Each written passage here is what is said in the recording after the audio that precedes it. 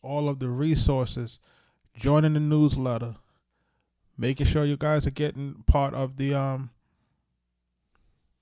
we got, not just the beat store, but you definitely want to check out our gear guide. If you're trying to get into the music business, we suggest what you should get to get in. We also have a bunch of articles on music publishing, copyright, you name it is there. You know what I'm saying? So it's a bunch of resources, and not just music, etc.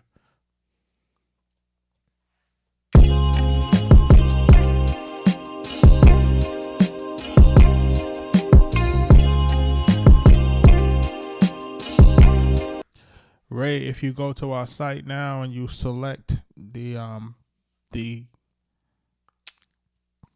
gear guide, Zounds has a situation where you can basically put it on a payment plan with no credit check. Shout out to Big Pun, rest in peace. True story, man. Big Pun changed my life, man.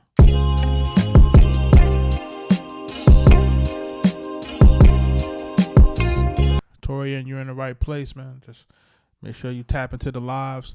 We've been going live now for 55 days straight.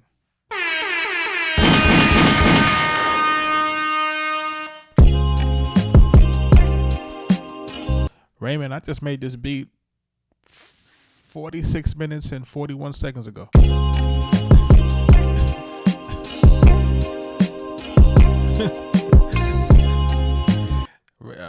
Raymond on TikTok is asking if this beat is on the website. We just made it, bro. Everybody just watch me do it.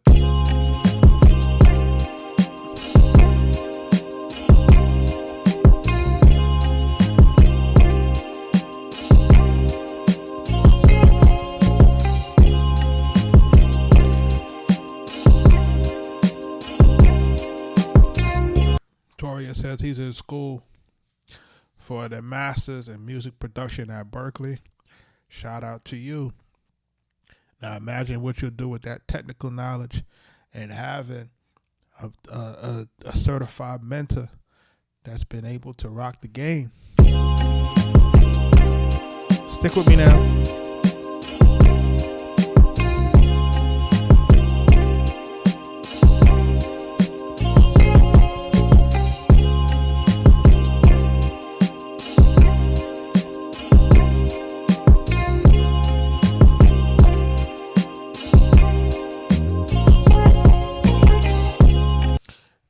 Drees is asking, when it comes to copyright, do you want to do it just for the beat?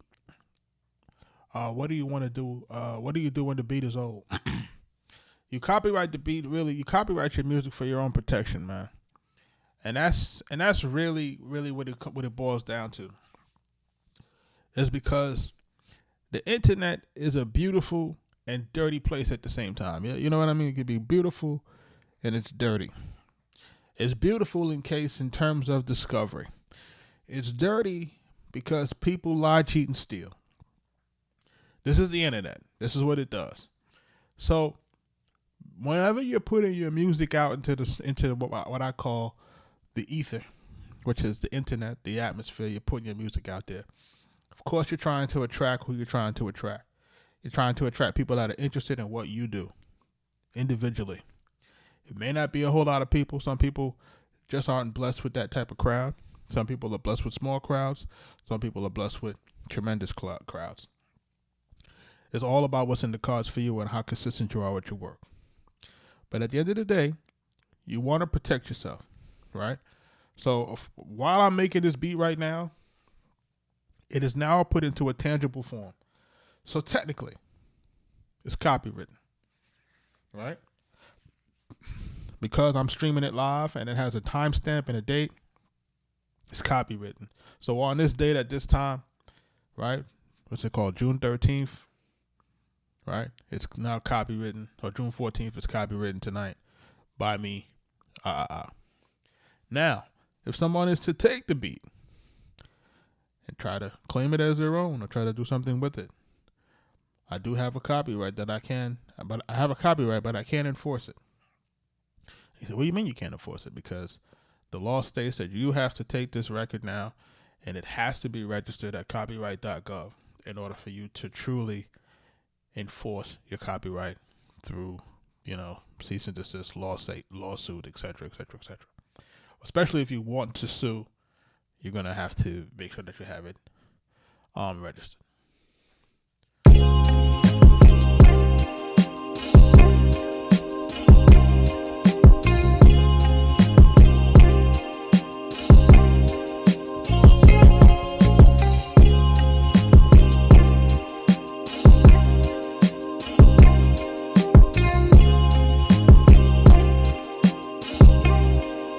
Now, for more information on how to, for more information on copyrights in general, you want to check out the Musician's Guide to Music Copyrights. It'll explain that down to you in very, very easy terms so that you can kind of have an understanding of what a copyright is, what it protects, how it's exploited. And this is the thing that we don't really like to understand as musicians, is that as we make a piece of music, it now becomes a piece of intellectual property that now has some value to it that can now be exploited for performance royalty, mechanical royalty, sync royalties, right? It all depends on where I take this music and where I decide to distribute it into the marketplace. So if I take it now and I make it part of a beat pack or something like that, and I put it to maybe Spotify or something like that, now it starts to earn as it gets listened to. Right, so now we can actually take something from nothing and then turn it into a monetizable situation. Right, now just imagine if you are consistent in making music and consistent in releasing music. Right, over time it turns into compound interest. So people don't really realize that you can really, create your lanes, and you can create things for yourself. It just takes time, right, and it takes people to be dedicated, damn near neurotic, but. Don't say I didn't tell you.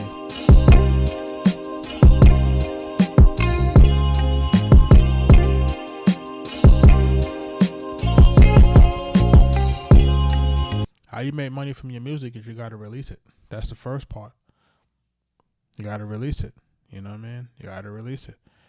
And what happens is as it starts to get released and as you start to get data, right?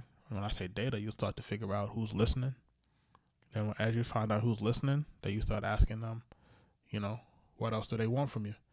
You know what I mean? Because they like your music. What do they want to see you perform it? Do they want to see you, do it live, right? And then what are people willing to trade for that? You know what I mean? You have to figure out how to sell your stuff. Listen, I think the issue with folks in music business is that they don't realize that the music business is like any other business in the world, right? It doesn't matter if I'm making music or if I'm making shoelaces. You still have to figure out a way to market it and promote it. And you have to find a way to sell it. A lot of us don't want to think about that. We don't want to think about the selling aspect of music. We have to sell it. It has to be sold. You know what I'm saying? Michael Jackson might have sold his music with a moonwalk in high water pants and a glove with glitter on it, but he sold that music. You understand? You have to sell it. Mariah might have to sell it with that high note. You got to sell it. People got to figure out how to sell their music. You know what I'm saying? So that's the problem that we're seeing a lot with folks. Folks just think that they can put it out and, how you going to sell your music? You got to sell your music. You got to sell you. You got to sell what it is that you bring into the marketplace. So you got to find a way to sell it.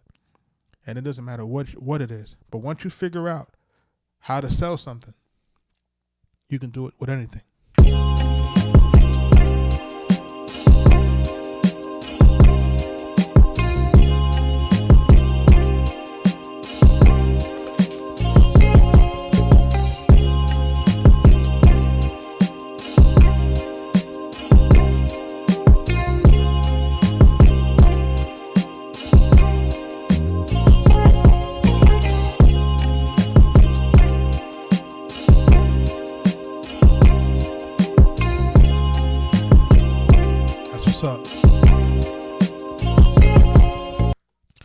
I recommend any place where people can listen to music, man. SoundCloud, Spotify, Apple Music, YouTube.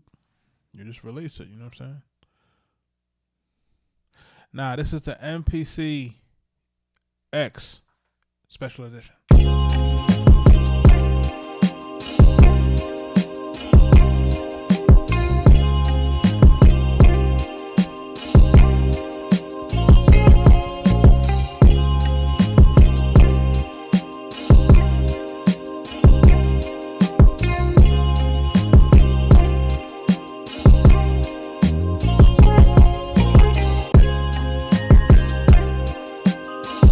Common song, I appreciate that.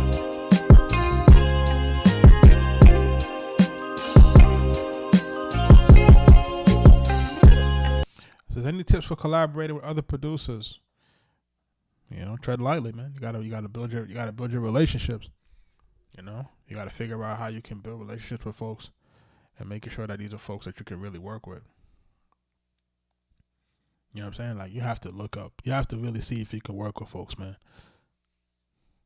How did I get the music? How did I get my music out? So, you want me to start from the beginning, Bodie?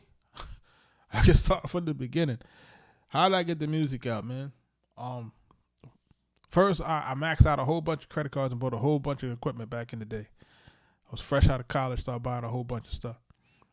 I used to have a homie up the street that I used to go to the studio with. I went to the studio with him.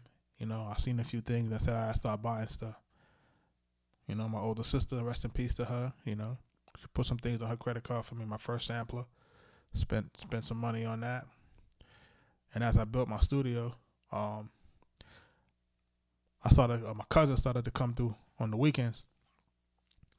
And then as I got my more equipment, then I gave him that equipment. So how did the music get out? We used to make these tapes. Every weekend we get together, we make a tape with beats. We used to call it Bash Music, Volume 1, 2, 3, 4. You know the drill. And my cousin at the time, he went to school for audio engineering, got an internship at a record label, and was working in the mailroom. And then you used to see artists coming back and forth, and they used to listen to stuff in the listening room. So every now and again, he would try to take the music that we worked on and let them hear it. So basically, it's like this: you got to make your music. And then you got to kind of find, you got to find your way. Caveman, I appreciate you, man. You got to find a way to make your opportunity. So, our first record got heard by Big Pun. You know what I'm saying? He heard it. He liked it. You know what I'm saying? He heard Capital Punishment. He liked it. Told us to lay that down. The rest of it is history. You know what I'm saying? He becomes the first Latino rapper to go platinum. Right? The album is nominated for a Grammy. It goes on to sell 3 million copies. Now, a lot of people don't really know that, but it was one of the biggest records at the time. And then he showed us a lot of love. He put us on his second album, and he put us on his, the other album.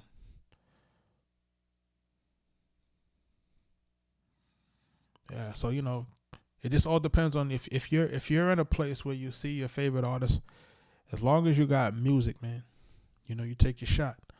Now, the social media age, if you notice, you go in anybody's description right now or anybody's bio, you're going to see a contact number or email. You know what I'm saying? So you got to take a bunch of shots. You got to post. You got to do a bunch of things. You know what I mean? Yeah, Hez got it easy now. Hez can reach out to anybody. Listen, you're a DM away, man. If you're in an artist's comments enough, eventually they'll notice you.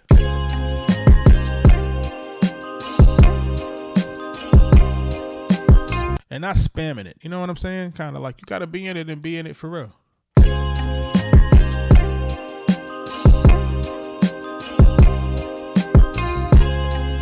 Trust the DM works. Hero knows what I'm talking about.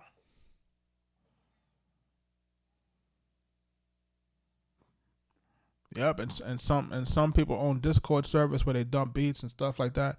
Like, listen, you really got to be able to go out there and you got to really try, what you're working with, man.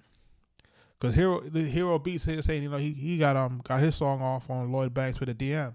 Listen, I got a Lloyd Banks record off of a video. You know what I'm saying? So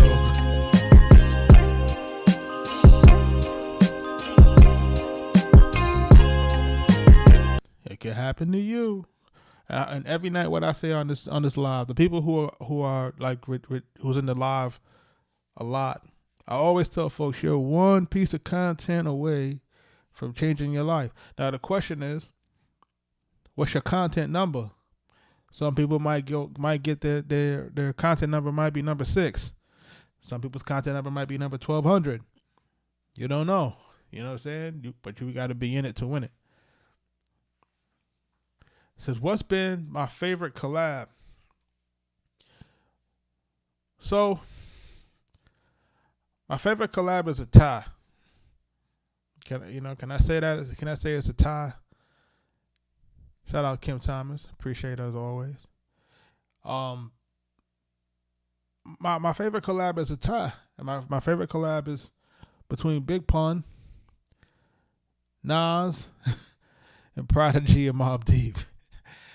You know what I'm saying? Like these are these are the people that like had the most impact on me.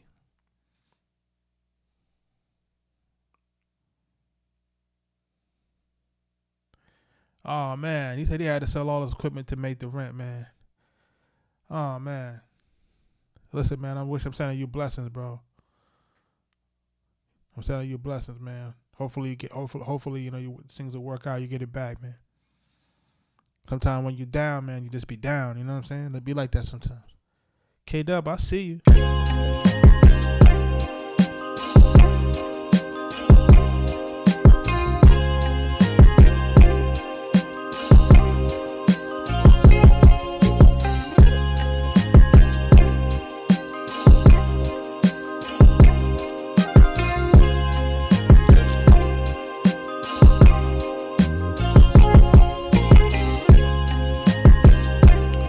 But that is my favorite collab, man.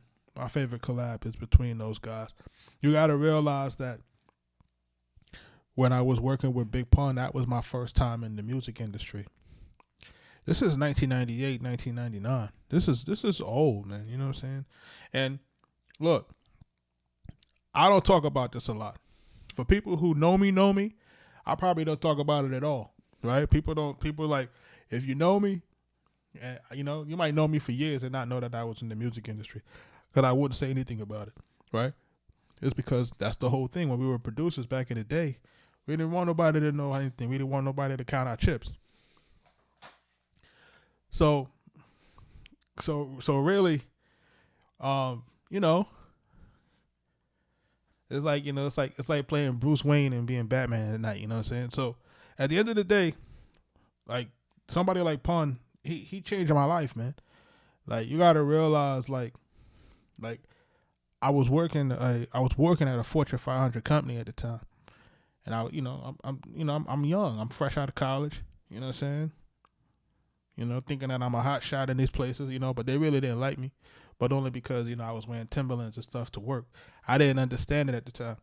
Sometimes we attribute that stuff to racism. It's not a racism. It's just you don't know any better. You know what I'm saying? You're not quite. Nobody's telling you how to really fit in, blend in, right? So, anyhow, I'm going to work in the day, studio at night. And that always been my MO. Always go to work, go to studio at night. By the time we got to the Pun joint, Pun got that Still Not a Player. That joint goes, pew! It takes off. It takes off. Does 143,000 copies in the first week. And it's just gone. Joint is platinum in the same month. I'm like, damn. A few months down the line, nominated for a Grammy. Raekwon and them start calling, Wu-Tang, shout out to Power and them. And these are the times when stuff starts getting tricky. You know what I'm saying? Our cats start saying, hey man, we need you here, we need you to go here. I remember one night, we went to the Pete Rock album release party. We was out all night. I was out all night. Excuse me, I was out all night. Time of my life. Pete Rock dropped that Soul Survivor. If y'all remember that, Pete Rock Soul Survivor, Loud Records. Now, by this time, after we did the Pun record, my partner had become A&R now. So he went from mailroom, street team. Once we start placing them records, pew, he got a promotion. he A&R now, right? So now, you know, I'm Pete Rock calling. No, not Pete Rock. I'm sorry. We had a Pete Rock party. I'm up all night, drinking all night, up all night. I don't go to sleep. I go to work the next day. And I was just in the office, and then we got a call from Mel Carter. Shout out to him. Rest in peace to him. Excuse me. He used to be the manager for Ray and Wu Wear and Power and those guys back in the day. He's like, yo, I need you to go to Cali. I said, what you mean you need me to go to Cali? You need to go to Cali to go do this Raekwon album. We're going to be on the road, American Cream Team, everything. We're going to go to Cali. We're going to go to Atlanta. I looked around, and I walked out the job. I walked out of the job. I was like, peace. I'm like, I'm out of here. I'm deuce. Walked out of the job. You know what I'm saying? And we went on to record all that stuff for Mobilarity, and that's how we met Nas and all that stuff. So it's just like, each thing is a risk. Each thing, has a different time frame. It changed your life. These are successful records. These are successful records with big artists. You couldn't get bigger than Pun at the time.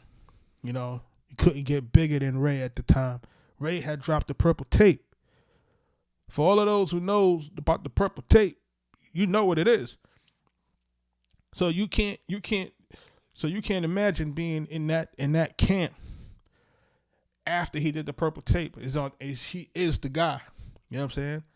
And then meeting Nas after Nas did, it was written, you know what I'm saying? Like, he is the guy. You know what I'm saying? So being able to work with those guys at their pinnacles, pause, it's like, it's dreams come true, man. You can't even make this type of stuff up, So, and then to do records with these guys, and then they're successful records, right? Because you figure Mobilarity went gold, damn near went platinum. All the Pun's joints went platinum. Nas joint had Uchiwali on it, for God's sake. You know what I'm saying? Like these records were just to the stratosphere. Platinum, gold, platinum. You know what I mean? So I'm just looking at my life change. You know what I'm saying? I'm just looking at my life change. I'm straight out the hood. You know what I mean? Like, I'm straight out the hood. So like that people gotta really understand is like I'm really, really straight out the hood. I'm from the Bronx. If you know, you know.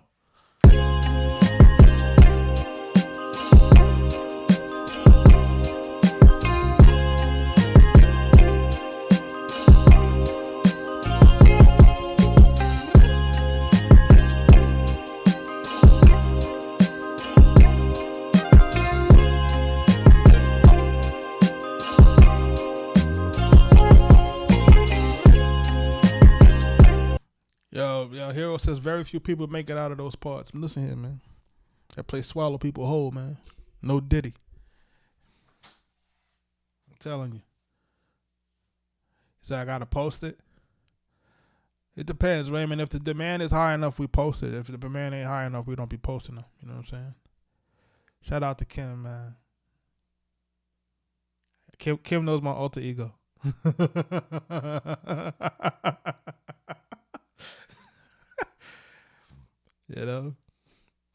But the truth of the matter is that the music industry prepared me for so much different things. You know what I'm saying? Because with the music industry, I had started my first companies and stuff like that when I was 21 years old, and when and then I was learning stuff from my pops, because my pops was self-employed, and then we took all of that stuff and we just kind of understood business. You know what I'm saying? So it wasn't really hard to kind of take that stuff and translate it to corporate. For me, corporate was type easy. You know what I'm saying? I just didn't understand the culture when I was younger. When I got older, now I understand the culture of dealing with corporate folk. You know what I'm saying? I understand that culture. I understand what it takes to really navigate those things. So when I'm doing, when we're doing our different stuff as far as our influencer things, and we're doing stuff with different brands and different things like that, like Song Trust and different places. I know how to navigate those worlds, but you have to learn how to navigate those worlds. Somebody got to show you how to navigate that world. Like, listen, when we talk about code switching, you got to really be on that type of time.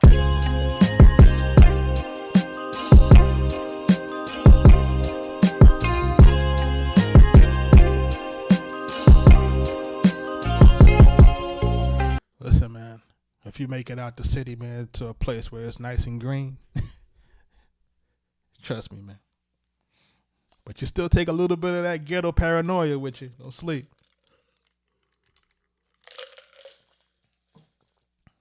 It's a little bit of that ghetto paranoia, you know what I mean? It is what it is, man. It's like a social experiment.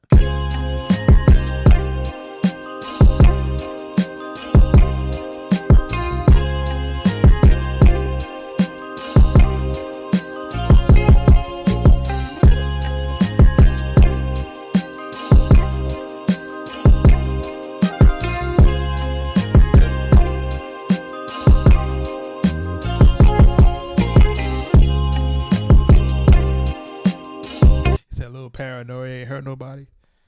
Listen, man. Listen, to be honest with you, if you really take it some time and you really think about it, you say to yourself, yeah, it's paranoia, but really you need therapy. It's like, if you're as old as I am, you come from that era where nobody really talked about getting therapy. You really need therapy, bro.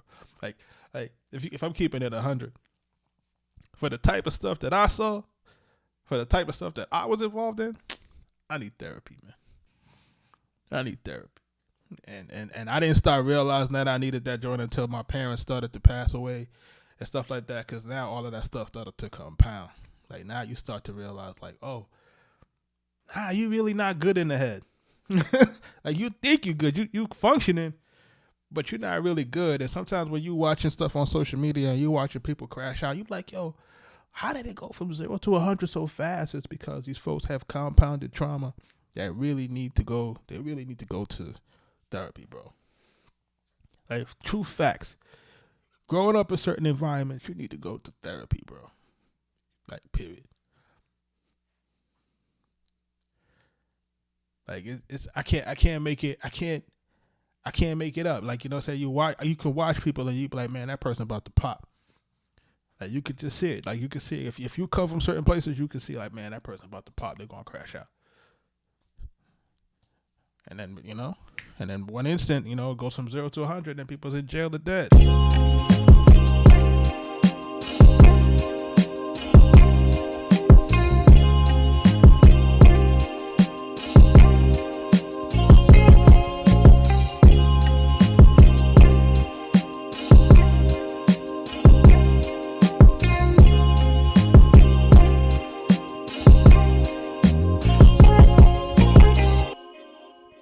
Listen, kids are not supposed to experience certain things, and I'm so grateful that my kids will never have to experience the childhood that I experienced. And it's no slight to my parents.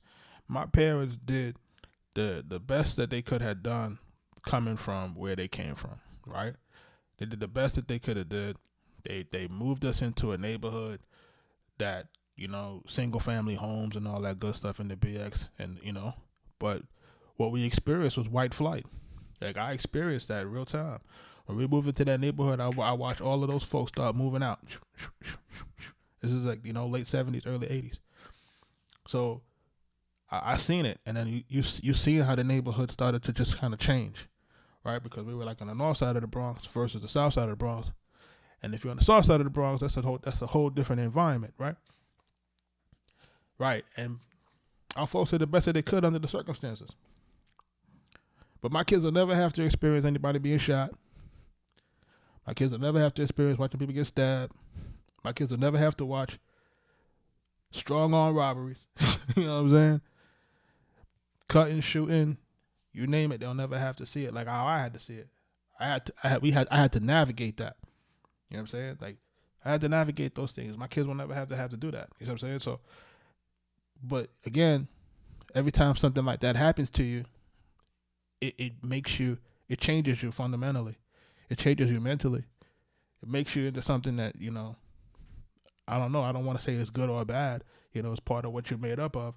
But now that my kids are growing up in someplace different, it's like, yo, we never had to experience that.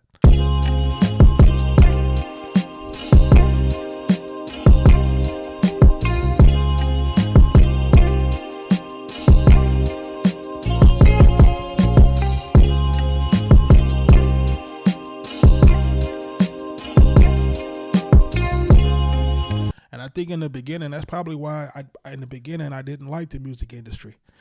In the beginning, I didn't like it. I like doing the music, but it kept reminding me of being in the street.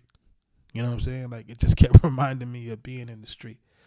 Because now I have to be around people and I have to posture a certain type of way. I got to be a certain type of way. Make sure people are not taking advantage of us. You know what I'm saying? So while my cousin is, you know, he's the politician. At the time, he's the politician. He the one that got the gift of gab. We used to call him Poly Man. He could politic his way through anything. And so at the time, you know, I'm really not into that because I didn't like the fakeness of the industry, the industry being so fake and inauthentic. I didn't like how that felt. You know what I'm saying? So it always kind of put me on edge. You know what I'm saying? So if you ever go through all of our photos from back in the day, you'll always see me with a mean mug.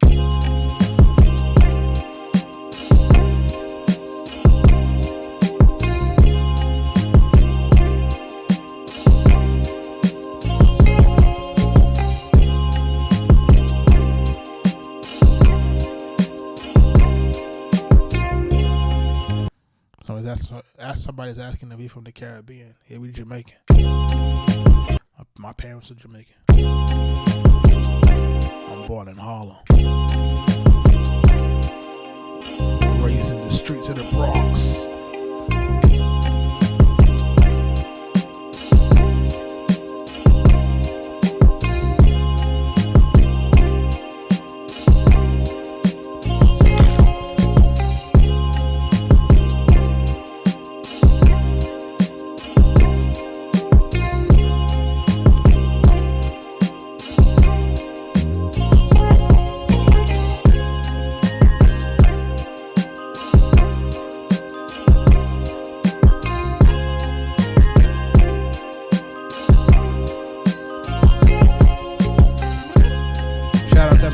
Rock with me on a Friday night, man.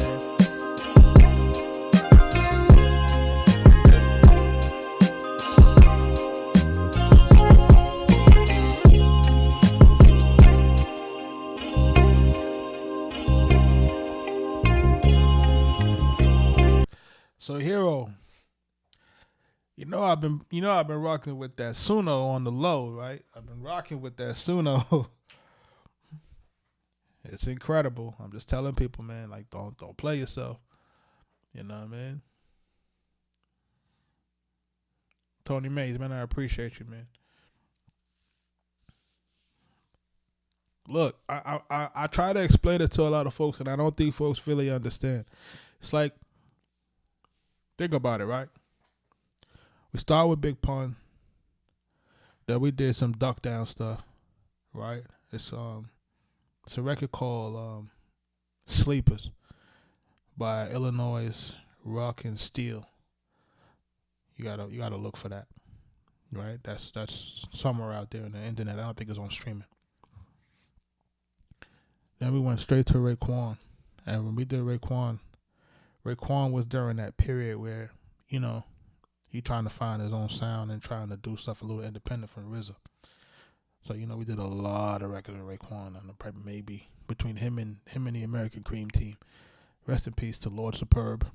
If you guys are familiar with Lord Superb, if you're a hip hop head and you understand Lord Superb, he rocks with Ghostface on like Supreme Clientele. He's one of the really ill lyricists that didn't really get a chance. You know what I mean? Kind of in and out of jail a little bit, had a little bit of situation. Rest in peace to Chip Banks from Harlem. You know, he passed away before he can really get a chance to shine. But you can kind of check him out on a record with Inspector Deck and Method Man with Funk Master Flex featuring the Harlem Hoods. These are old records, man, but at the same time, you know, these are the times that I'm in. And then from Ray, we met Nas at a Raekwon function at our at a listening party when we met him for Raekwon's second album. That's where we met Nas, Bravehearts. At that same listening party is where we got our production deal for Live Records. You know what I'm saying? So in our time in the business, you kind of start to see the timeline. And then for Jadakiss, we did Realist in the Game. That's on Top 5 Dead or Alive. So when you look at our timelines and our stuff and the things that we was doing, after we did the Raid and Nas and all that stuff, then we get pushed into the Source. You know, we were like the producers of the Millennium. You know, us, Mario Winans, Alchemist. You know what I'm saying? Like we're in the mix. You know what I'm saying? We're in the mix. You know, Double XL. We're in the mix. You know what I'm saying? We're out here. We're doing what we do. You know what I mean? Then we did Obi Trice. Then we did The Game. Then we did Maya. Right? After that, I decided to start coming to ATL. I started coming to Atlanta. So me and Mike used to come out here, and then we used to just hit the phone and just say, okay, who out here? Then we started to rock with Lil Scrappy. So he was the first person actually in Atlanta that we actually started to record with. He used to record out of the studio on 14th Street called S-Line. For those people who are out here in Atlanta, y'all understand. And that's right around the time when he was with you know, in between G and Little John. Then from there, we met up with the homie Johnny Cabell. Shout out to him. If you know who Johnny is, Johnny's one of the biggest. He is the biggest booking agent in Atlanta. So he booked everybody from Rick Ross to Nicki Minaj, French Montana, Gucci, everybody. Anybody that was anybody in Atlanta that did booking, they went through Johnny. So Johnny managed us for a little while in this period, and during this period of time, he took us around Atlanta, and this is how we started to learn and meet people in Atlanta. I was going to Block Studio, and Block Studios was where Young Jock was signed to. When Young Jock had the big record that's going down, if y'all remember that. And you had like Gorilla Zoe, and you had all the other guys. So we was around those camps, and then we went from there to Alley Boy and Duct Tape Entertainment. For those who are familiar with the Atlanta duct tape movement, if you know, you know. That's where we met Trouble before he passed away. Rest in peace. Alley put us into Princess of Crime Mob, and then we wind up doing the record with Princess with Crime Mob, Waka Flocka. We did 2 records with Waka. We did one with Waka, Alley, and Princess from Crime Mob called Rappin' and Robbin'. That's on Alley Boy's, definition of F-ish mixtape album, which is just like an Atlanta classic. Shout out to DJ Holiday.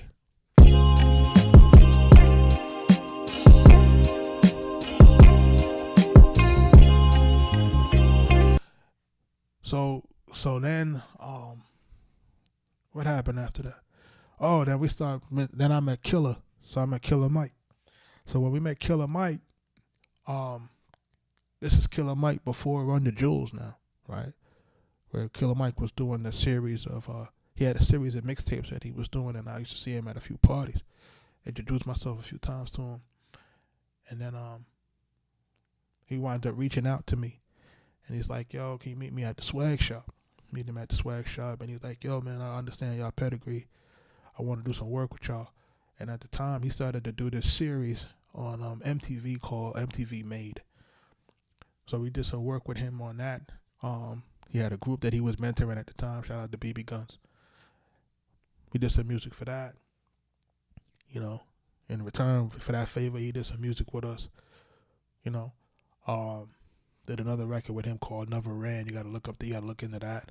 Did another record with my man Sean Anthony Baker, who's the actor. Shout out to him. Who else? Oh, then we started messing with Jeezy's camp. That's how we got to Gibbs. Cause remember when Gibbs was signed to Jeezy, we were going through the Jeezy camp Maybe he was trying to work with a bunch of those guys over there. That's how we wind up getting connected with Gibbs.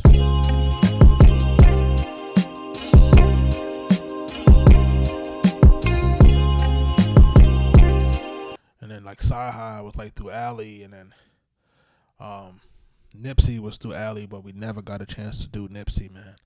And you know, we never got a chance. It didn't connect it, man. But you know, he was, you know, rest in peace to him. We were close. And sometimes it's like that. Sometimes you're real close, but you just don't really get a chance to make it happen.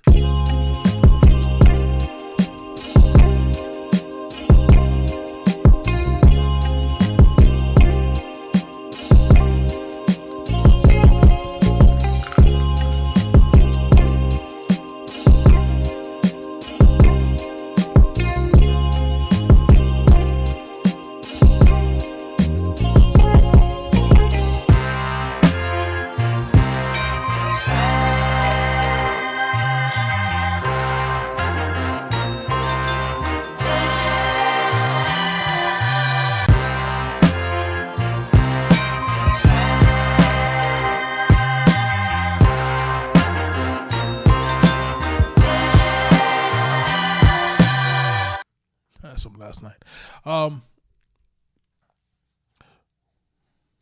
Where did I go to college at? I went to college in Iona College, man.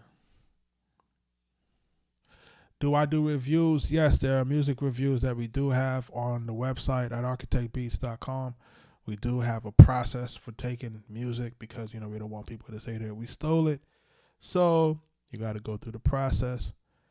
And of course, you know, and for the review and our exchange for time, you know, you got to go through a little bit of a process. So that second one sounds like G Unit. Somebody said MOP last night.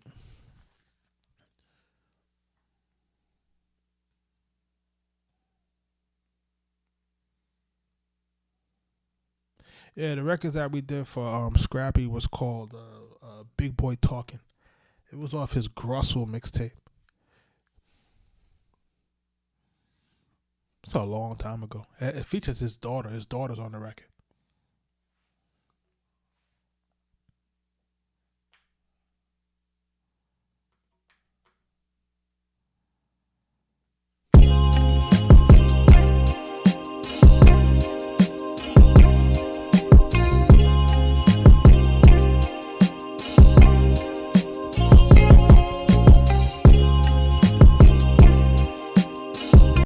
I would have loved to have worked with Scarface, man. I would have loved that. I would have loved that. That would have felt real good.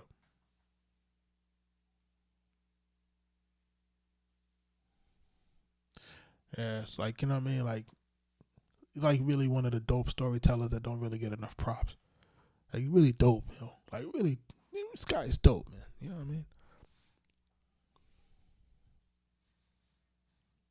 I remember trying to promote a party when I was in high school.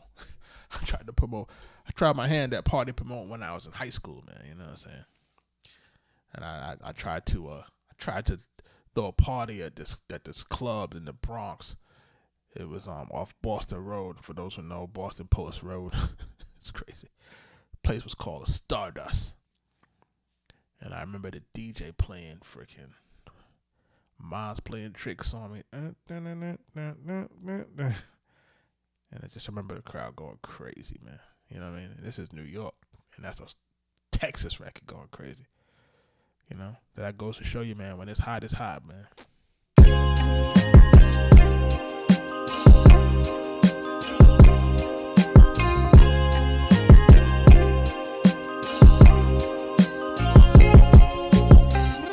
So where was it on Boston Road? It was on Boston Road between, you gotta pass Gun Hill.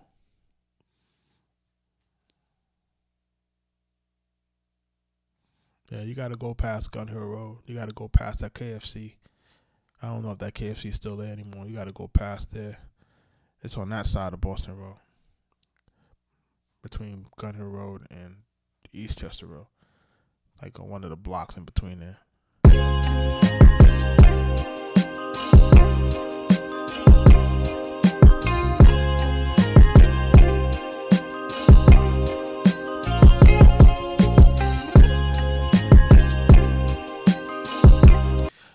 if y'all got any more music industry questions, man, I'm here to answer, man. I'm telling you, and I'll answer it in nuance for people who have been in this chat with me for a long time. They understand that I answer stuff in true nuance, and I try not to leave out the details, and I try to make sure that I'm not embellishing on stuff. Too often, people get online and they like to embellish and and make shit up, and I'm not into that. Like, for the most part, what I try to do is I try to give it to y'all straight. Do I mess with any analog synths? Not right now. Yeah, I've kind of abandoned that. You know what I'm saying? I want to go back, but I've just been using the MPC like exclusively for the last 55 days. I ain't even gonna hold you.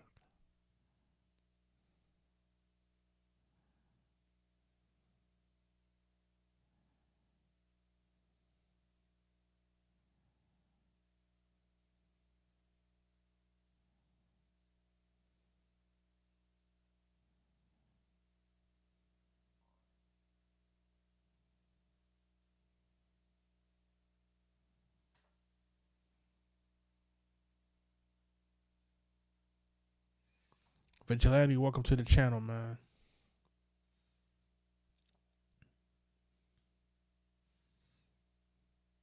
Welcome to the new subscribers. Welcome to the channel, man. Like, this is what we do, man. We get here. Do I have another sample? Hero, not tonight. Listen, Hero, honestly, you know what I used to do? Remember I used to do like 2-3 joints in the same night. I had to stop doing that because what was happening was I was making more beats than I was able to really keep up with. Because Mike be like, yo, this is how bad it was. Mike would be sending me videos, and he'd be like, yo, what's the name of this beat? And I'd be like, I don't know. You know what I'm saying? I'd be like, I don't know the name of that beat. You know what I'm saying? And then if I'm working on the beat and I got 3 beats in one, it's like, you know what I'm saying? I got one file, like 3 different sequences. Like it was becoming too hard to really keep track of, and that's what you don't want to do. You don't want to make a whole bunch of music. You know what I'm saying? And you can't keep up with it.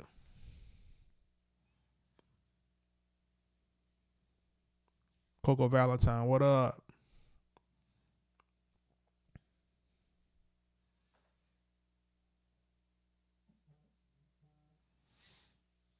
Yeah, man, we just trying to make it work. So honestly, I'm trying to make sure that whatever I'm doing here on the live is constructive, meaning that I can actually take that now.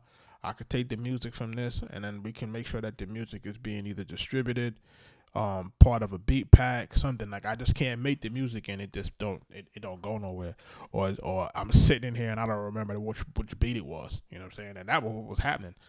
I wasn't finishing the songs. Like, I gotta finish the records. Like, I gotta at least have like the sequences done and stuff like that, so that I can use it and get it someplace else. Because listen, people be asking, ain't nothing worse somebody, people asking me for music and I don't remember what the song name is. People like, yo, I want this, I want that. I'm like, yeah, I don't know what that is. I don't even know what that was. I don't even remember that beat. And that's how bad it is. It's like, yo, I don't remember it, you know what I mean? Because we're doing so many. Pardon. We're doing so many, and then, they're coming out good. You know what I'm saying? For the most part, this is a really good stretch of music, Like, this is a really good stretch of music for me. Like, I'm not even going to hold you. Like, normally, but like, damn, I got a few duds in here. Like, this is a really good stretch.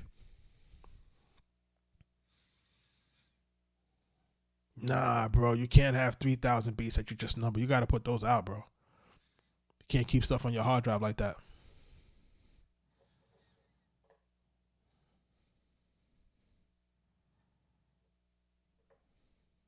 You definitely gotta get stuff on the hard drive.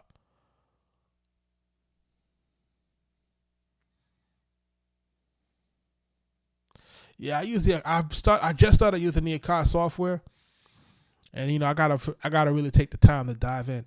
The issue is, and I'm being transparent. My kids is out of school. My kids is out of school, man. So I gotta, so I really try to put it. I really try to make it my business to, hang out with my kids during the summer. You know what I mean? Like I really make it my business. So, you know, trying to entertain a 10-year-old and a 8-year-old for hours on end, trying to keep them off those, try to keep them off that brain programming screen. You know, it make people dumb. Appreciate you, Mike. Yo, for real, man. Look, man. We're the first line of defense, man, against a horrible world, man. It's the dads. You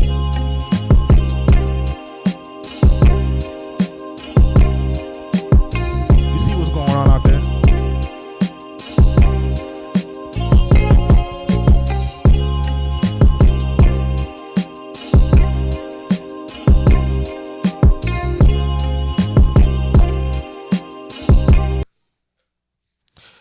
Jug, do you use the 6 outs of the MPC? Nope. For what? Like, yo, like Rob, think about it, right? It's like, who does that? Like, you know what I mean? Like, you know what I mean? Like what am I plugging it into? A mixing board? Am I really doing that? And like, or what am I recording it analog? Like, what am I doing when I could just export the stems? Just saying, you know what I mean? It's like, it's kind of antiquated, man, if you think about it. Like, honestly, the joint don't need plugs at all. Joint just need to have a USB to a computer, man. They don't really need to have, you know, cords, right? You should be all digital at this point. I'm just saying. Shout out to Rob Mully, man. He be in this live every single night. Him, Hero Beats. They be in the live every single night. These folks hold me down, man. I appreciate these guys. Wait till we have the meetup, though. Because I'm thinking of doing, I'm going to do a producer meetup in maybe a year. And really try to get a bunch of other guys in. Another bunch of producers in. And have some workshops. And have folks really sitting in and really building with other guys. I've been out to Vegas a few times.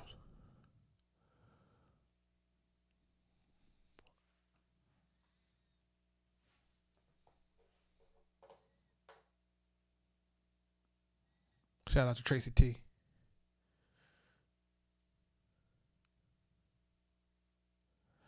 I mean, I understand if you run it out analog, can make it sound a little warmer. But you're supposed to make it sound bigger in the box. Pause. No diddy. Yeah, we on every night. Even tonight we came on late though. Like we on late. Like I came on like after 11. Normally I come on between 9 and 10. You know, I try to get on at 9. I thought I was gonna make it on 9 o'clock tonight, man, but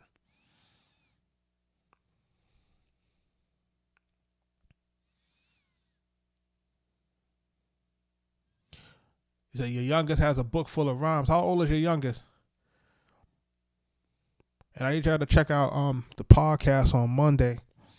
We had an interesting episode with music journalist Mr. Wavy. You know, he contributed to that article, LA's 50 best rappers out of LA of all time, that controversial list. So, you know, people was bugging because they put Game at number 11 and then put Snoop at number 2 and put Kendrick at 1, and it was a weird type of list. So, you know, we had to get to the bottom of it. So we invited him on the podcast really to talk it through, to kind of get his understanding of how the list became the list, you know. So it's definitely an interesting conversation that I think people would like to hear about hip hop. We're going to drop that on Monday, early in the morning. So between us doing that, we did that interview today and, you know, working with the editors and everything and trying to get that together for Monday, you know. Kind of made me go a little bit later than I wanted to go.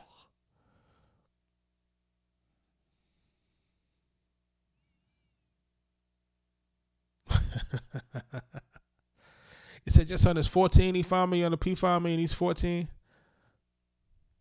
I appreciate it. I listen, man. That's what's up, man. It's definitely dope to see like the youngsters listening to the music that we're making here. That mean that he a real hip hop head. And if you listening to this stuff is tough. Especially the joint we made last night. It was straight Griselda.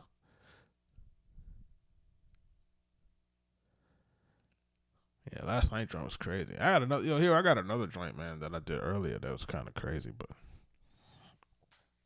it just be crazy.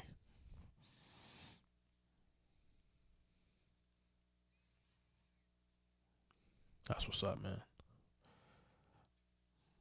That's what's up, man.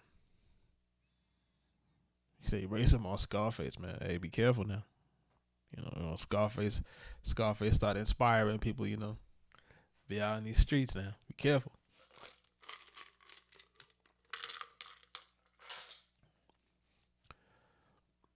I can't let my kids don't listen to none of this stuff. I can't even hold you. They listen to some instrumentals though. I ain't gonna hold you. They listen to instrumentals all day. But some of that other stuff, whew, I get nervous, man. I get nervous. I be wondering, man. Cause I know how that music made me feel when I was that age. When I was that age and I was hearing them songs, man. How many of y'all are old enough to hear remember when Throw Your Guns came out?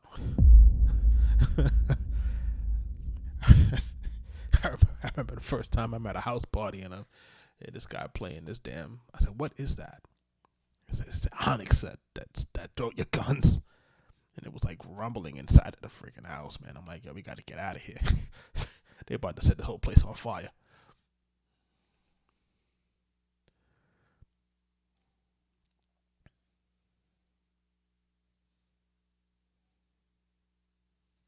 Yeah, the beats be funny though, man. You know what I mean? But one of the complaints that we had today that we were talking about with the journalist, Mr. Wavy, shout out to him, was we were complaining because it's like, yo, think about the tools we got to make music now. I got an MPC, right? I got an MPC that tells me the tempo, the time stretches, right? I got almost unlimited sample time, right? I could tune the music and change the pitch at any point, whatever. Then I got sample libraries, royalty free. Then all of the records that we used to shop for is online, right? Then you got producer marketplaces like BeatStars, Airbit, you name it, right? So now we got all these tools, loop makers, VSTs, music on computers. Why isn't the music getting better? Why isn't it getting better? Why aren't the raps being more sophisticated? Why isn't the stories, more intriguing? Like imagine being able to listen to Illmatic, Doggy Style, Ready to Die, College Dropout, Southern Playalistic Cadillac Music, right? Port of Miami, Blueprint, right? What's Drake's best album, right? Reasonable Doubt, right? Good Kid, Mad City. Imagine you got all this music. Imagine you got Thank Me Later. Imagine you got all this music. Marshall Mathers LP. All of this music. And you guys still whack? Come on, man. Y'all killing me. So that's why when I tell people that Nas is one of the greatest, they like, yo, what you mean? Nas ain't nah. Imagine being able to make Illmatic without none of those albums to draw from. But if you was an MC that came after Illmatic, you at least understood how to get to that bar. It's like, you know what I'm saying? It's like watching somebody run the 5-minute mile. You're like, oh, that's how you ran the 5-minute mile? You did this technique? Okay. Because it wasn't possible before somebody did it. You know what I'm saying? So imagine this teenage guy from Queens makes an album like Illmatic with no blueprint. That's what makes him the best. So everybody that comes after these guys, that has classic music after these guys, at least they got a point of reference. You know what I'm saying? When I'm making beats, I got a point of reference. I was listening to Premier. I was listening to Large Professor. I was listening to Marley Marl, Pete Rock. You know what I'm saying? RZA. So I had a point of reference. You know what I'm saying? These guys that did it with no point of reference, these guys are truly special. They special. And they got to get more props. You know what I'm saying? So that's part of the issue that I have with music is that it should never be this mid. It should never, ever, ever be this mid. So when you hear me on the podcast, going crazy, I be on the podcast going crazy. It might be like, yo, what's going on with you? It's because there's no excuse for the music to be so trash. There's just none. It's like you guys just being lazy. You guys just being lazy. You guys don't want to be better. You guys are afraid of competition, man. Competition is what make you strong, man.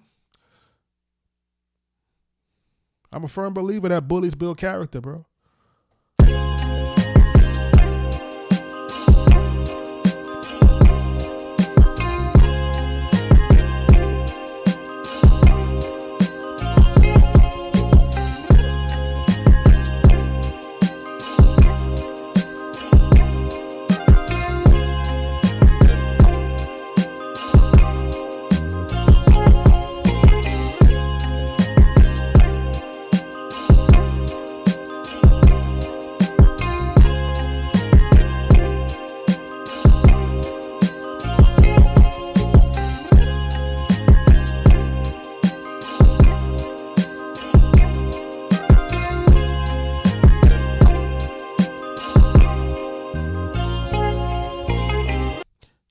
Shout out to Rich Harmon. Say he just bought two of the other books.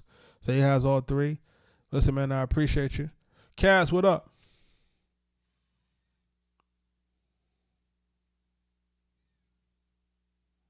Yeah. So what I'm looking for now. So look, when I started this live, I didn't understand I wasn't sure what this live was going to start to produce. I wasn't sure. I knew that I wanted to find some like-minded folks. I knew that. I knew I wanted to find some folks that wanted to get into the music business. I know that. But I also know that I want some folks who want to really just get into business, period. I want some folks that really want to understand some different things in terms of game, you know what I mean? Because the music business has evolved. The music business is no longer just about music. It's about a little bit of everything. It's about understanding social media. It's about understanding social media marketing. It's about understanding, Facebook ads and Google ads and e-commerce. Like, these are the things that we have to be clear on, So if I'm like, yo, go to my website. Yeah, that website is curated by me. That's not I didn't hire somebody to do that. That's me. That's me fixing that. That's me, getting each cover done. That's me, and I could tell cats what tools that I use. You know what I'm saying? So when I say that, I'm showing my kids Canva. I'm showing my kids how to use Photoshop. I'm showing my kids how to use this, and they edit in videos. It's like, yo, this is what it requires in 2025. If it was just music, man, it would be easy, but that's not how it works, because now what we've done is we've removed a lot of the gatekeepers. So now that we've removed the gatekeepers, you got to do a little bit more, because you got freedom.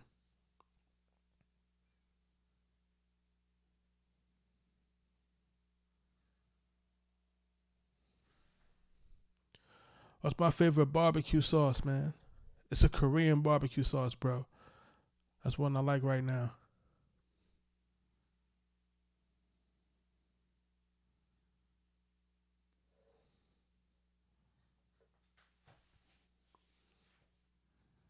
Yeah, so we got to do everything, man. You know what I'm saying? And that's the thing. It's like, okay, where are people going to go to learn this stuff? At least at one place. You don't want to be all over the place trying to figure out this one trying to take advantage, this one trying to take advantage, this one scamming, this one said they did this, but they never did that. This one don't got no credits. This one say he worked here but never worked there. This one said he did that but never did that. Like, you know what I'm saying? Like, we're not here for all the scammy stuff, bro. Like, we're not here for all the scammy stuff, you know what I mean? Listen. And AI will show you a good amount of that stuff, man, but there's still nuance to it, Nathaniel. There's nuance to it. There's a lot of information that we can get off of AI. And I'm using that as well. You know what I'm saying? We're using AI. Man, listen. I show people how to use AI to read their contracts, bro. Okay? Be clear. I'm old, but I ain't dumb. We've been prompt engineering since this joint started. So be clear.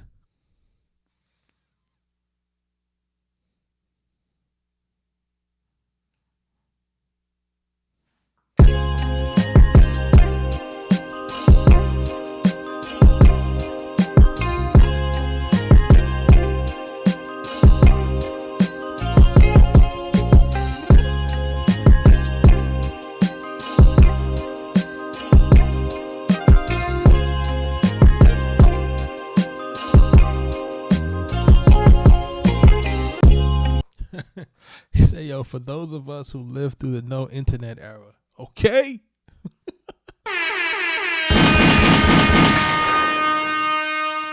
Okay? For those of us who lived through the no internet era, okay? Okay?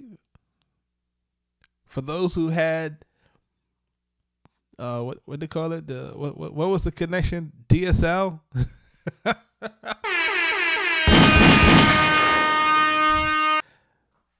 Who was out here searching for an America Online CD to put in their computer? Listen here, man. Folks don't understand, man. Folks do not understand.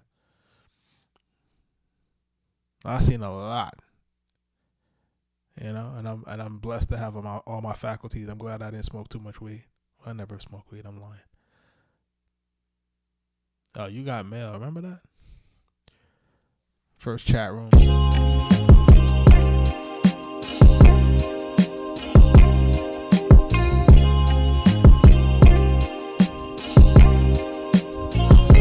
What time is it in Australia? Shout out to Australia.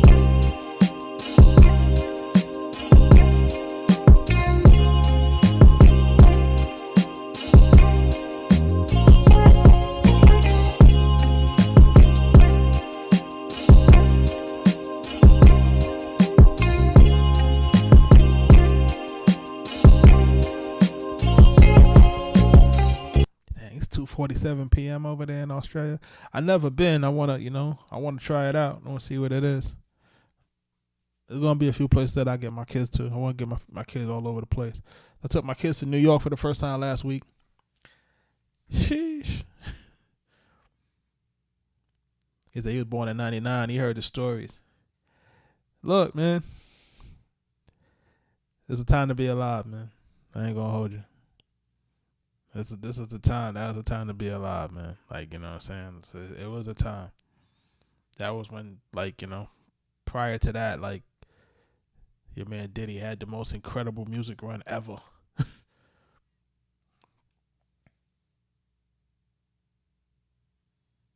look like it's 1 a.m., 1:16 a.m.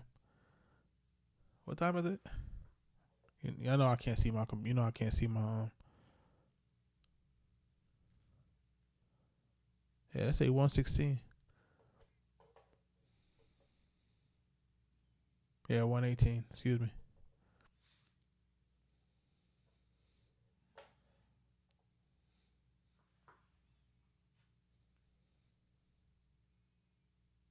Oh yeah, he said he got the jumbo insects.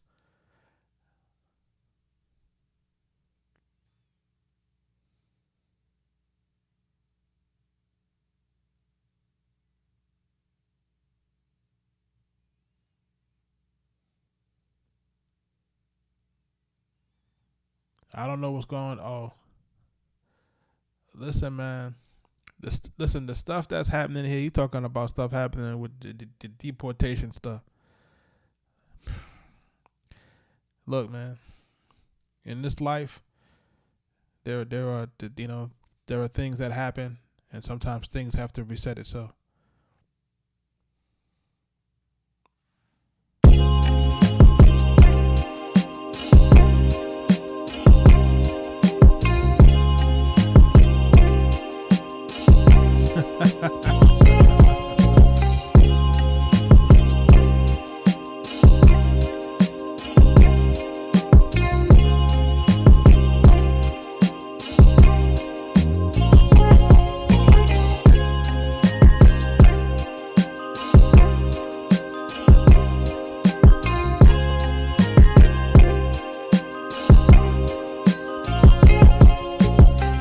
Yo, traveling is needed because, look, man, the first time I got on a plane, I'm 21, right? That's my first time out of New York. I'm 21 years old. And the reason why I had to go to, I left New York at that period is because I had set up the studio in the Bronx in late 95, early 96. Because my parents was always telling me that they were going to sell that house. And I'm like, yeah, y'all going to sell the house. This house was on the market for years. They're like, oh, we're going to sell the house. So all through my senior year of high school, they're telling me they're trying to sell this house. I go through college, house ain't sold. I'm like, so I start worrying about it. You know, I set up the studio in their living room.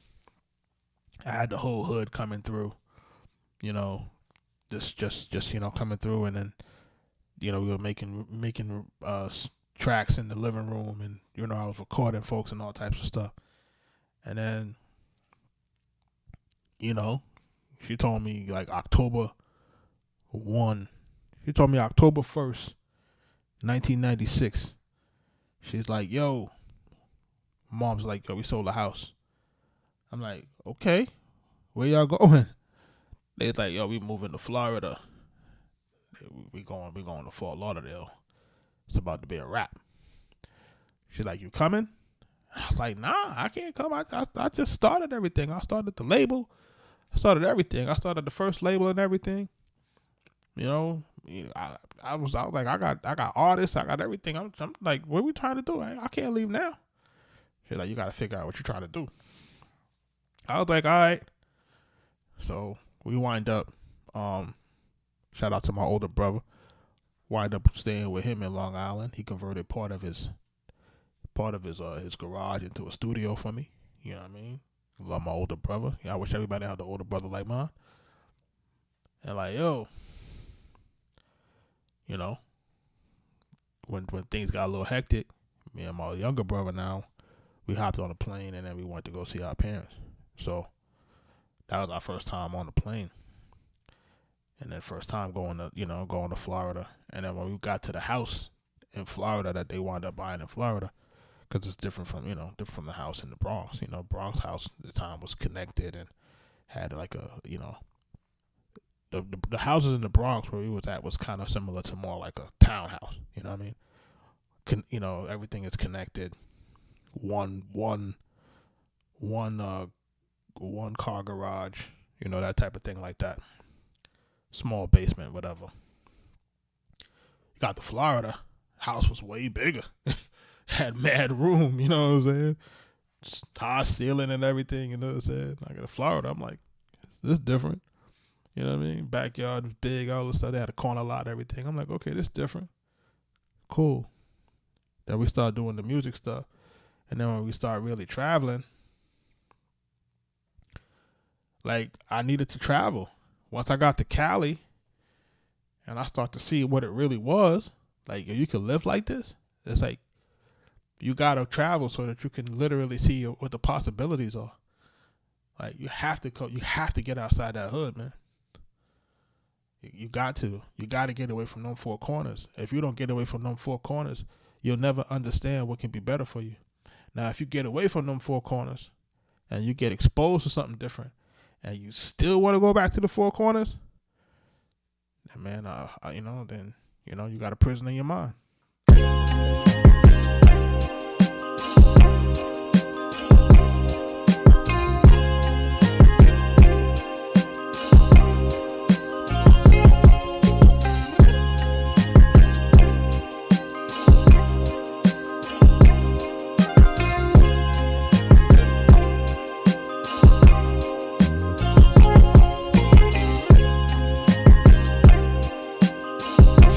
Australia though.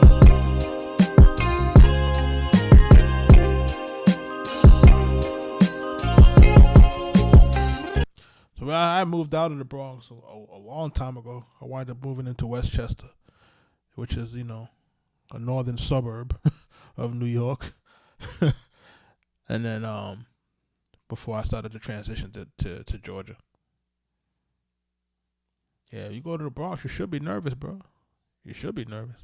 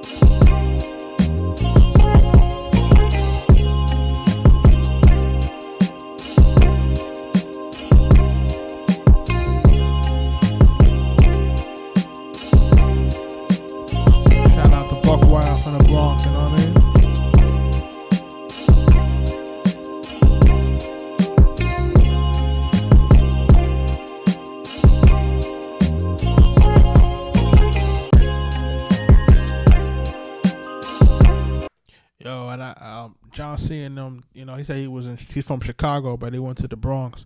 I think that's like a cardinal error that we make, to think that all hoods is the same. Because all hoods is not the same. It's just not. There's different rules. Any tips for new producers? Yes. Find a consistent schedule to make your music. Find a consistent schedule to look for new sounds. Find a consistent schedule to post your music and release your music. Consistent. Stay on that bitch. Don't get off. And be consistent on it. That's the fastest way. That's the tips for the new producer. Yeah, man. Like, it's a big difference, man. You go to different hoods, man. People move different, bro. And I'm not here to make it into a hood podcast, but I'm sorry, a hood live stream. But for people who are, you come from urban areas, man. That's the cardinal sin we make, man. We go from one place to the next thinking it's the same. It's not, man. It's different rules, man. Guys move different. You know what I'm saying? The temperaments of certain people in certain places is different. You know what I mean? You might be able to press a guy a little bit more where you're from. And then when you go someplace else, you can't press that person like that, man. You know what I'm saying? They light you up, man. You just, it's like it's different. And when I say it's different, like, I don't say it's different in a good way. I call it like a varying degree of mental illness. You know what I'm saying? Depending on what area of the country you're in, there's going to be a higher degree of mental illness depending on the level of poverty. And when I say mental illness, I say that's like the lack of emotional maturity or the lack of emotional intelligence, the inability to defuse, the inability to problem solve in real time. These are the things that get men killed. These are the things that get men put into, penitentiary. It's not understanding those type of dynamics. It's different, man. You know what I'm saying? It's different. And then when you start getting money, it's different. You know what I'm saying? Like, this is different. You have to really change the way that you think. You have to remove yourself from that stuff.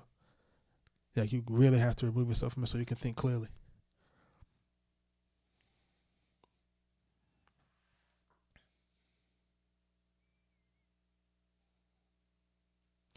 I'm not familiar with the alto mixer. I'd have to take a look at that.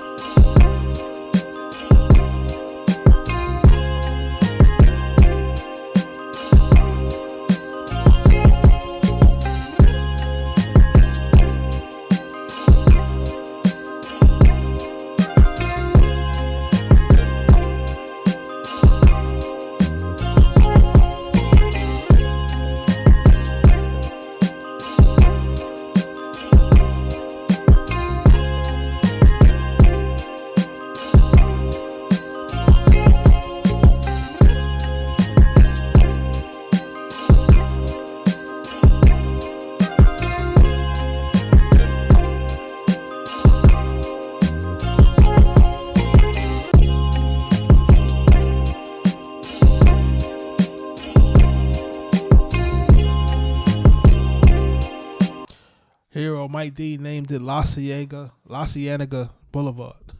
He named it after a street in California. Mike was on the YouTube side. I was like, yo, name that this. Huh. I'm like, man, you talking about them days when we used to be out in Cali, man. I used to love me some California. I ain't gonna hold you. I used to love it out there. You know, the earthquake stuff, I didn't really like that, but I used to love it out there. The place was special, man. Yeah, it was special. You know, you think I'm going out there maybe like 98, 99. Like, you know, this is a long time ago when everything was just beautiful, man. It's just Big Pun, Capital Punishment, Leatherface, another record on Terror Squad called Triple Threat. Rest in peace to Big Pun. Big Pun changed my life, man. Capital Punishment was our first record I ever produced that went platinum.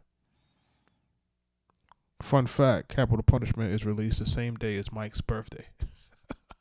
And then Mike's birthday is the same day as my firstborn. How crazy is that?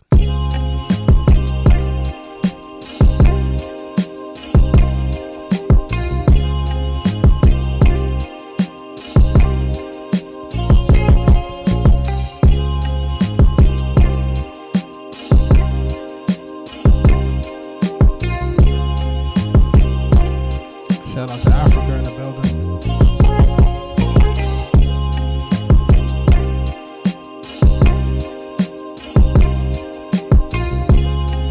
Like, it's literally released on his 21st birthday. It's like it's real crazy. Like, it's literally released on his 21st birthday. You know what I mean?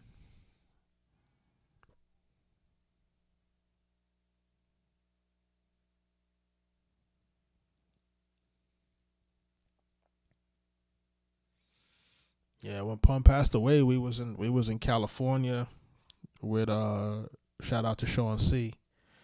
We was out in LA doing a remix for the Leatherface song with the Deftones. And it was an album that Loud was working on. Loud Records was working on a record called Loud Rocks. So they were taking the rap music and it was changing it around.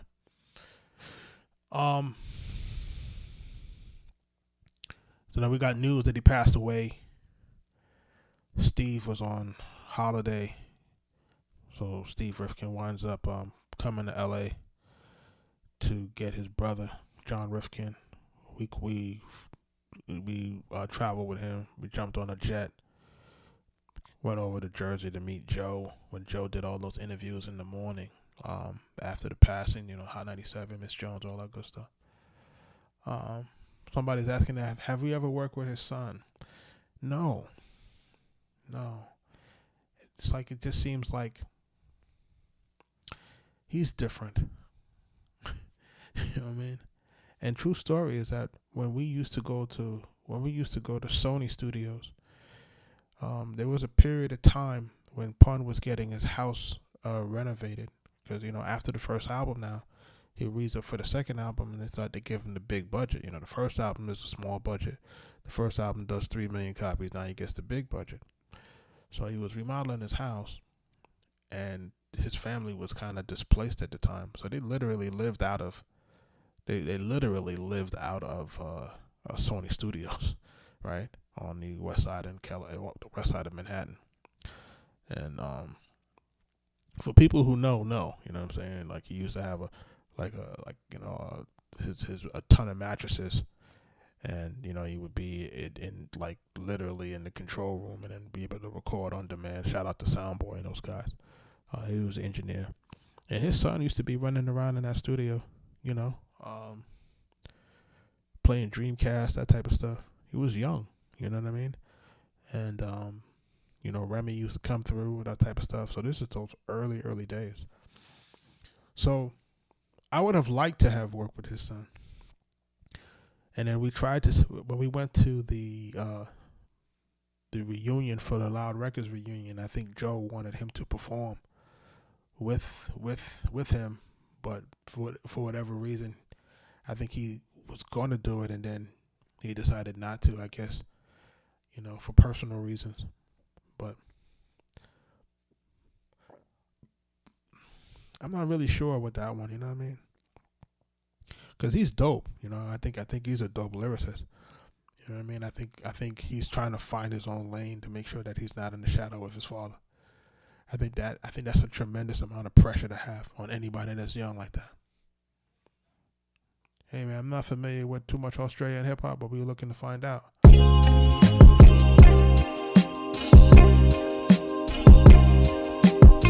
John C, man, appreciate you checking in. Get back to that music. That's what everybody should be doing. They should be checking in with me and should be jumping back into the music.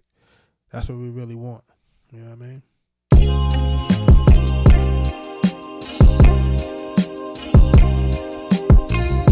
Listen, if they dope, I don't care where they from.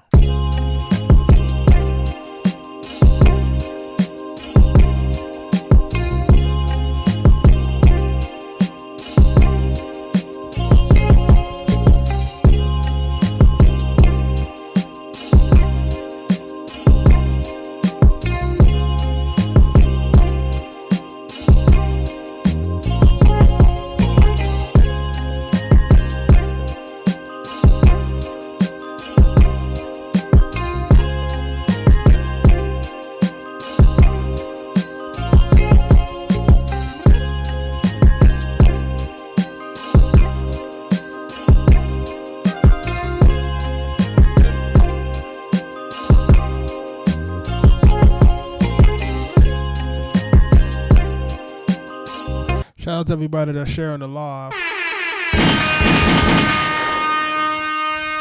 We're at almost about 40,000 likes. I appreciate everybody that hits the likes. It helps the algorithm. I appreciate everybody that's subscribing and following. That helps the algorithm. I appreciate everybody that is engaging in the live. It helps the algorithm. Now, if you guys are donating roses and doing super chats, that also helps the algorithm. So anything that helps the algorithm, please make sure you're doing it. No, I'm not able to play it while I'm live, bro. I'm sorry. Do I add any limiters to the master? No. I don't add nothing to the master, hero. Whatever's on there is on there, bro. I don't do nothing to it.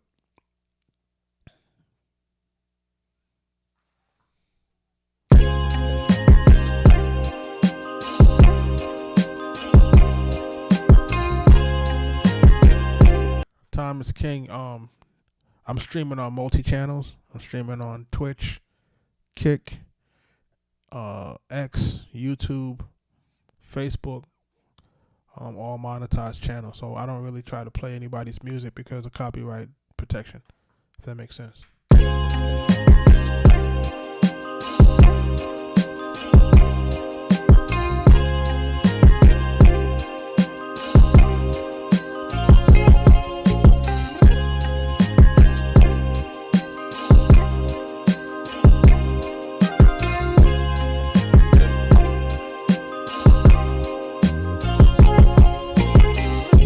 Good.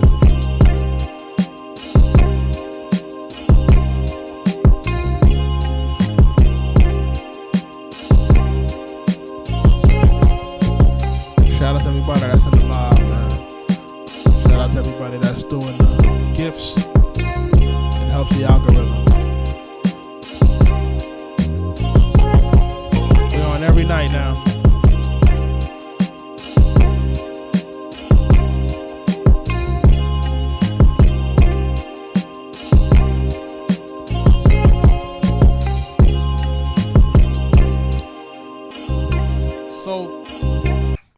Somebody saying, peace, bro. Peace. Time is king. We're here every night at about the same time, about give or take 10 p.m. Eastern Standard Time. So I don't know what time that translates for you, but just put on a notification so you can catch us. Listen, they cooking Timbo now. Who's cooking Timbo right now? Is Timbo on live?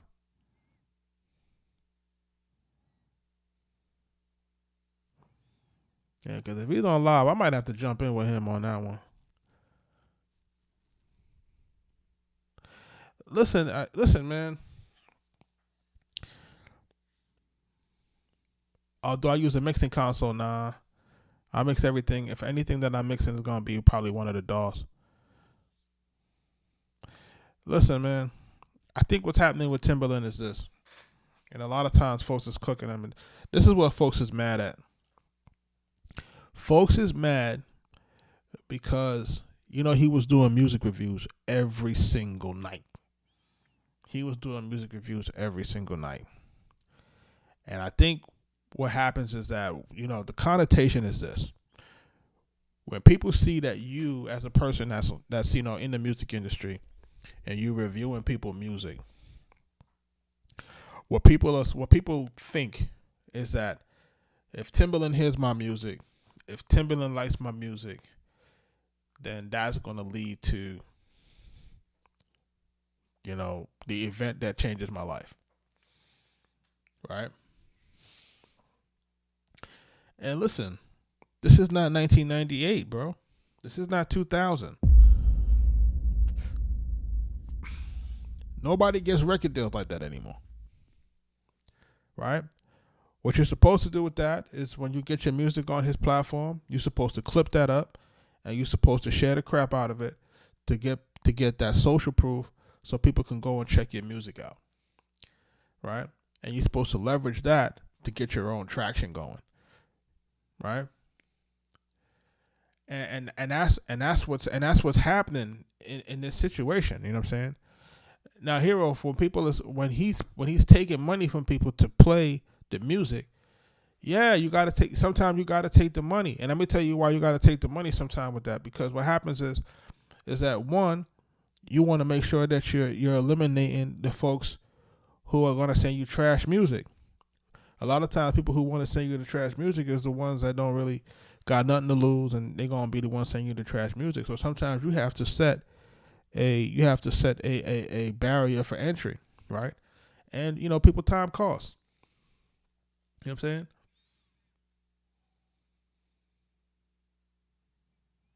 Timberland said that. He said what? That artists, they said independent artists are dead on live today. Listen, man. Listen, man. Independent artists got it. Independent artists. Remember, I was complaining earlier. Now, independent artists got the most resources right now, but they're not doing what they need to do.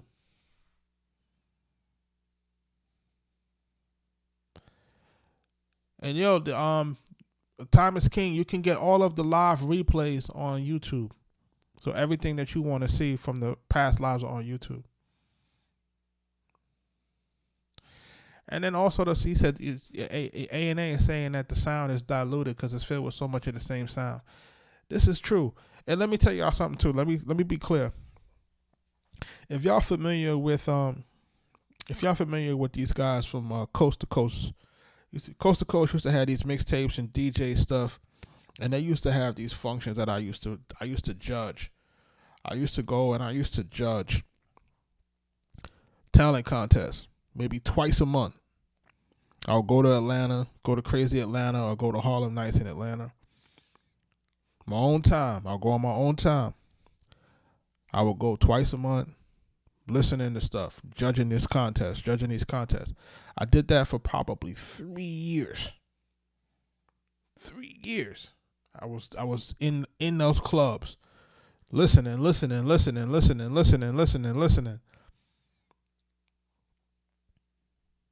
It all sounded the same. Like it was never a situation where someone was trying to do something different. And I wonder that for Timberland, I can't speak for him, but I wonder, is the music that people were submitting, was it all the same? Was it really different? Did it really stand out? And then for folks to imply that he took their music to put into his AI, I can't stand by that. I think that's almost insulting. You know what I mean? Like, I think it's almost insulting. Like, I think it's insulting. If you guys sat here and you watch me make these beats every single night, what you think the kind of music Timbaland making?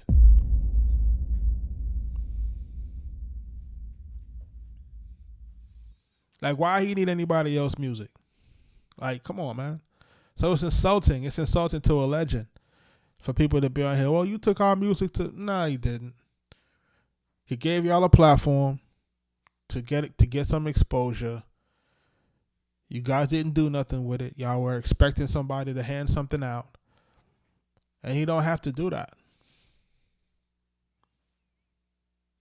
Yeah, you don't have to do that. You got to make your own traction, man. And I don't think people understand that enough. If one thing you're gonna get from my live is that, listen, you got to make your own traction. We're here to provide a guide.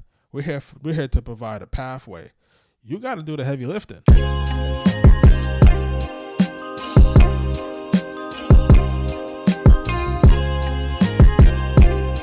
And you got to take advantage of the tools that are here to give you, to get you where you got to go faster. Right? Sometimes you might not be aware of the tools, right? That's why you're getting into these kind of communities, because you might not be aware of this website, or might not be aware of this book. You might not be aware of that and this and that. So what happens is this is what this is supposed to do. This is supposed to help streamline that process. I went through the lumps, so you don't have to go through the additional lumps. You know what I mean? But at the same time, you can't ask me to carry the water for you, bro. You got to lift the weights. You know what I'm saying? We gave you the meal plan. We give you the meal plan. We give you the workout schedule. You got to go to the gym.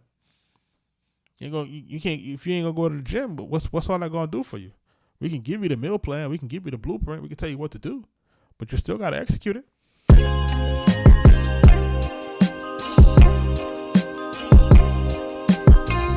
And then also on the AI front too. We're as a community, and I say that as a community of people that are in music, we're always exploited, right? You have a particular demographic that's always exploited when it comes to music, right? They always talk about culture vultures and all this type of stuff, right? We always talk about that. You know what I'm saying? So people always talk about, oh, this guy's a culture vulture, this, that, the third. Leor does this and this one does that. Okay. Here comes a new emerging technology. He's telling you how you should use it to exploit it for yourself before they exploit it against you. Everybody's up in arms. He's showing you how you can literally use it to be an extension of your music to make your music better, right? And then also, let's take it a step further. I'm sure all of y'all guys are familiar with Hitmaker, right? Young Berg.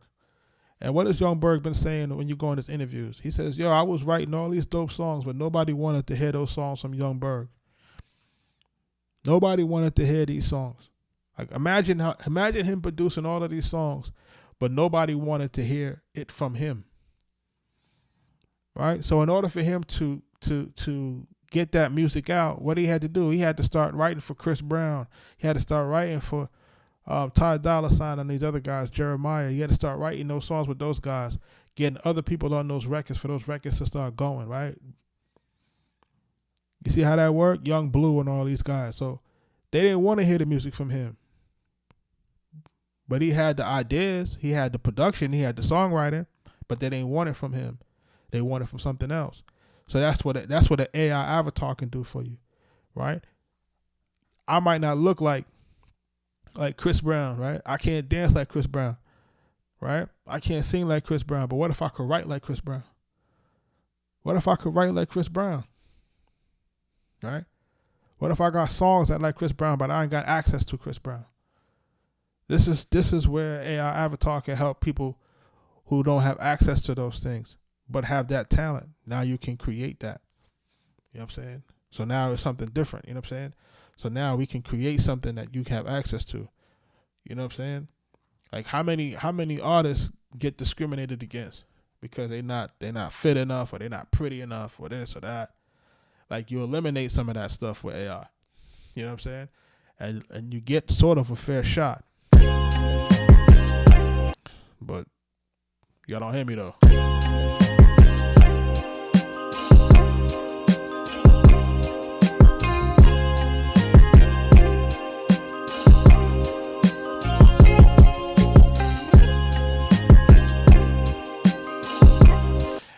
also, Cliff, listen, listen.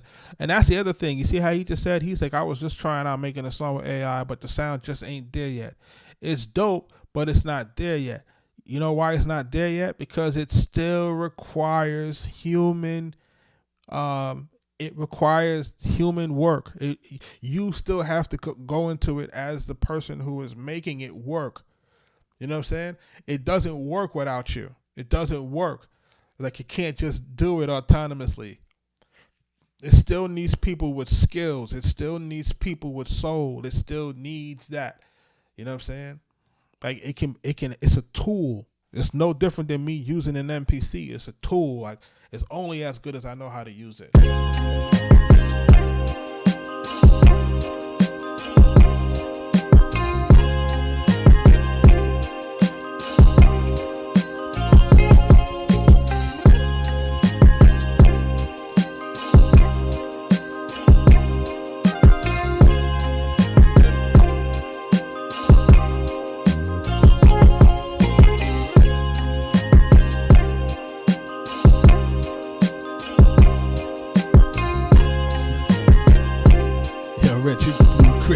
Bugging out. Yo, it requires you to be creative, man. I was in it the other day, man, and it just requires, like, you need to understand, what it does. And for those of you who use ChatGPT, you ever get into a situation where you're asking it to do something and it's kind of going into a loop, right? You're asking it to do something. It's going into the loop. It's kind of giving you the same answer. And you're like, nah, it's giving you the same answer. Right? And the reason why it's giving you the same answer is because you're not asking the right question. You're not putting in the right input. That's why it's going into a loop. You know what I'm saying? That's why it's not working. It's because of what you're doing. You're not asking it to do what's necessary, which means you have to raise your level of understanding the AI to ask it the appropriate questions or to give it the appropriate directions. So it's only as good as the person that's behind it. So if you're trash and you're trying to use AI to get you to where you got to go, it's still going to be trash.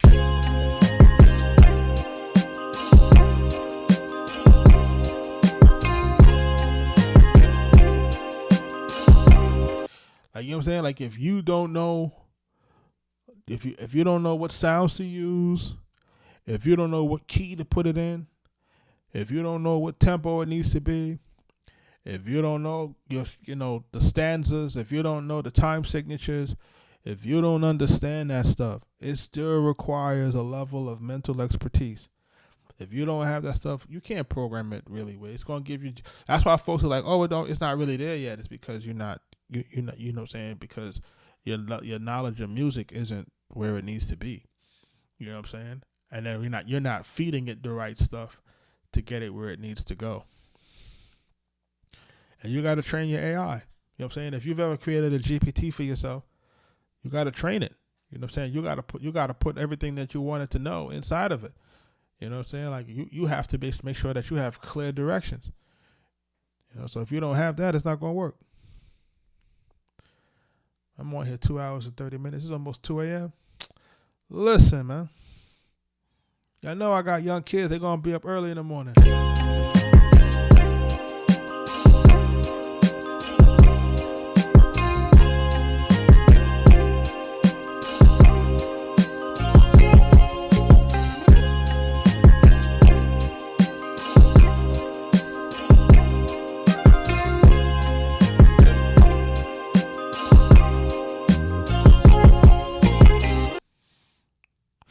Shout out to y'all, man. Listen, man, we had almost 32,000 likes. You know what I'm saying? We got a ton of people watching, or we had a ton of people coming in and watching. But our roses is low.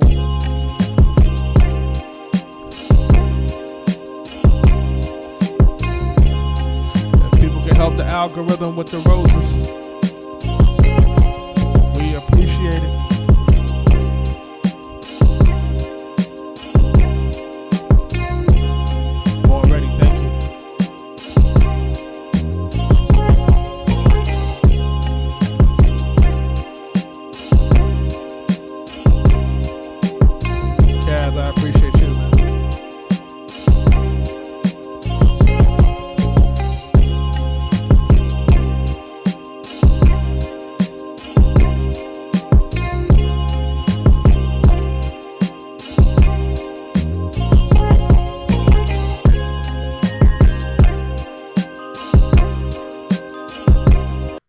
Yo, yeah, Hero, do you notice the difference between the first sequence and the second sequence? And really, it's just the bells, and like the bells, like those little childlike bells, and it just makes it little, little mallet percussion sounds that just take it from sounding one way to another way. And and it's just really fascinating to see how small things can really change the dynamic of your record and make your record feel really good. The Glockenspiel. Thank you, Rob.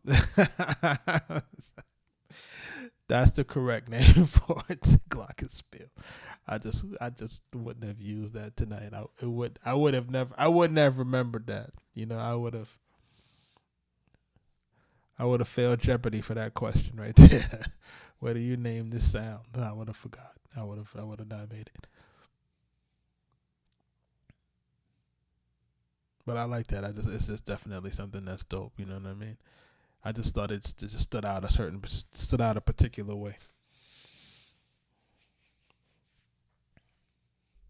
Shout out to everybody that was in the live, man. I got on super late tonight. I appreciate y'all staying up with me. You know what I'm saying? I'm about to sign off in a little bit. Let's let this beat play out.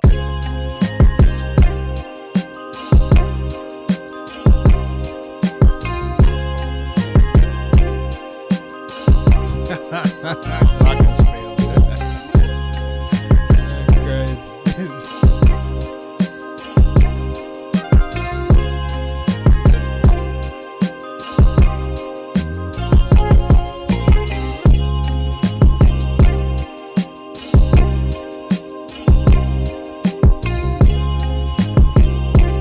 I want to tell everybody, man, have a good night, man. Get some rest.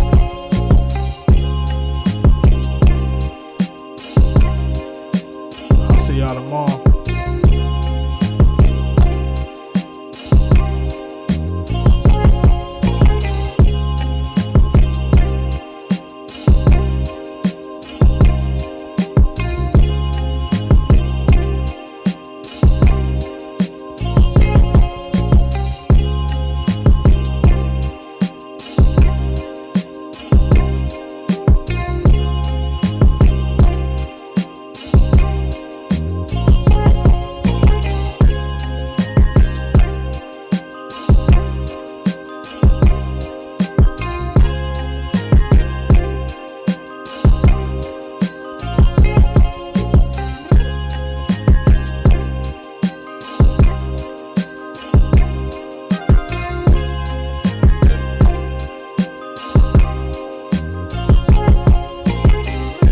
My kids ever had Captain Crunch, bro.